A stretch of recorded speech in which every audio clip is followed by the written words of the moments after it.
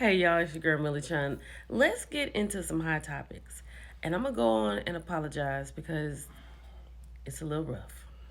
Do you all remember Alice Johnson? She's the woman that Kim Kardashian worked with this administrator once before to help get Alice pardoned. She got a pardon in 2018 and she got a full pardon in 2020.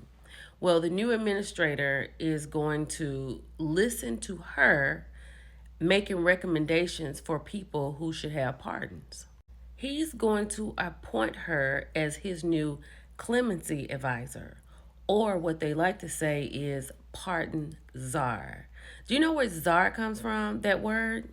The word czar is a Russian word for ruler or emperor. So just listen out for that in all the rhetoric that's going around and just see where his mindset may be. So, the update with the Department of Education is that they just announced that college financial aid programs, scholarship prizes, housing, and graduation ceremonies that help Black or Latino students are now considered to be illegal because they don't want it to be discriminating against white students. Y'all, it's wild.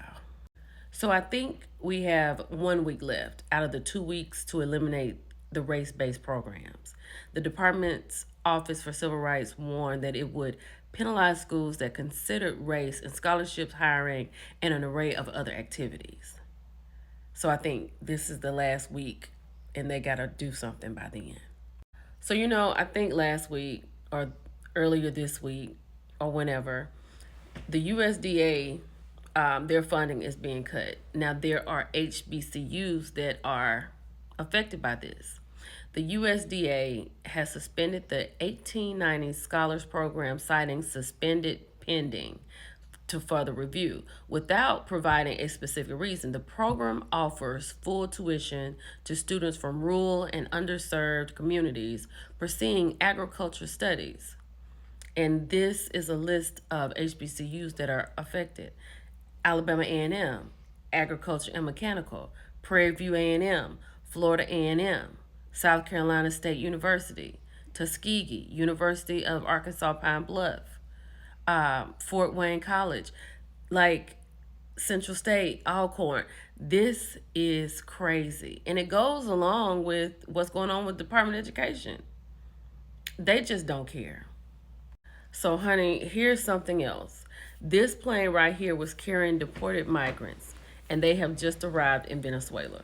They were all just getting off the plane in a single file line, and I think the new administrator had made some type of deal with the president of Venezuela, and I think that what he wanted was just have the Venezuelans brought back to Venezuela. So these are natives of Venezuela that's been in America. Okay. I would really like to have a real conversation with some people who really voted for this administration and just have an honest conversation about what do you think now, for real, for real. And for the people who think that this was the right move, I would really like for them to just tell me how it's the right move. Third term? This is insane. So we were talking about, like, why did Rihanna bring the babies to the courthouse? I said, maybe so they could pull on the jurors' heartstrings, right? But ASAP Rocky's attorney, Joe Tacopina, Rihanna and ASAP Rocky has donned him ASAP Joe. He said that Rihanna brought the boys to the courthouse because this could have been ASAP's last time seeing them had he been convicted. And that makes a lot of sense, right? I know that was hard for her to do. It was a hard decision to bring her young children. They don't know what's going on. They just see mommy and daddy. They have no idea. But I'm so glad this worked out the way it did. Speaking of jail, Mississippi man Timmy Harrington is being taken back to trial after the human remains of Jimmy J. Lee were found last month.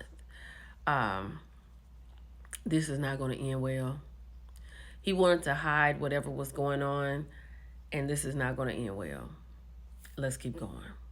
We're just going to keep rolling with it. So, Simone Redwine, once again, is on top of everything, right? Jen's husband, Christian Gold Walden, has a new probation revocation hearing again. We don't know why. It is going to be on Monday. Simone is going to be on top of it so we can check her YouTube page. Because what is going on now? Like, Jen just got him back home. This has to be embarrassing for her. It has to be. Let's keep going. Do you know who this is kissing in the mirror?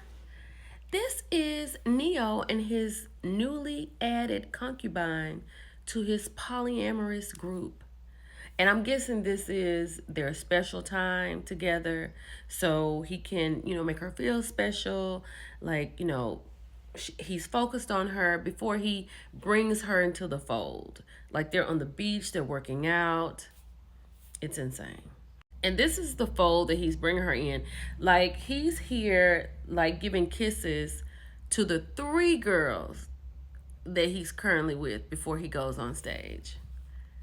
But I will say this. Neo said he is living the life that he wants to live. He is living it unapologetically. This is who he is. He doesn't have to, be accused of anything, because these women who are here with him are women who want to be here with him, and they know what it is. So I would have to give him kudos to being who he is, but he should not have interrupted those other women's lives, like Crystal and Moneta. You know what I'm saying? You could have just started here and kept it moving. Honey, there's a story on Prime Video called Surviving Lake Lanier, right? So Chastity Blunt speaks about her experience falling into Lake Lanier. She said she was saved by her ancestors. She said once she got under the water, she heard someone say, "Chastity, you're underwater." And she said, "I really feel like that they saved me."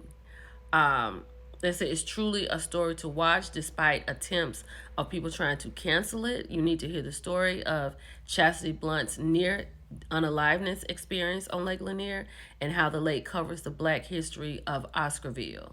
She also said that it will no longer be Lake Lanier to her. She will, from now and forevermore, refer to it as Oscarville. And it says that this is the Cherokee Native burial ground and more. So, how do y'all feel about Lake Lanier? Because there's always something happening. Have you watched this documentary? Will you watch the documentary? Let's keep going. Honey, I guess when Keita Rose came out to talk about Mojo Jojo, everybody has come out. Now Randy Rosario has come out. And she breaks her silence and she spills everything. And honey, she was very emotional because she was one of the people that was on the panel for tonight's conversation. She said she didn't really mention things to her husband because she didn't want him to get at Mojo Jojo and get in any trouble. She said, but he told her she was pathetic and nobody was going to like her. And after her set, she is to go to her room. And she was like, that made her feel real crazy because she thought that this was supposed to be a family. She's supposed to be a part of something. So he was really tough. I hate that for her. This is one of the ladies from Reality Chick podcast. I've had them on my channel before, and I absolutely love them. And I really do want to get back with them and talk again, especially about Potomac. But this time, one of the halves of the Reality Check podcast is talking about the Real Housewives of New Jersey. Child, she said that Melissa and Dolores are supposed to be heading up this coming up season of the Real Housewives of New Jersey. And Teresa is allegedly getting a spinoff. I'm not watching a Teresa spinoff. And how is Dolores going to head anything? I don't know. I think getting rid of Danielle and Rachel was a big mistake, and also Margaret, because they were the show. Let me know what y'all think. It's your girl Millie Chan. I'll talk to you later. Bye.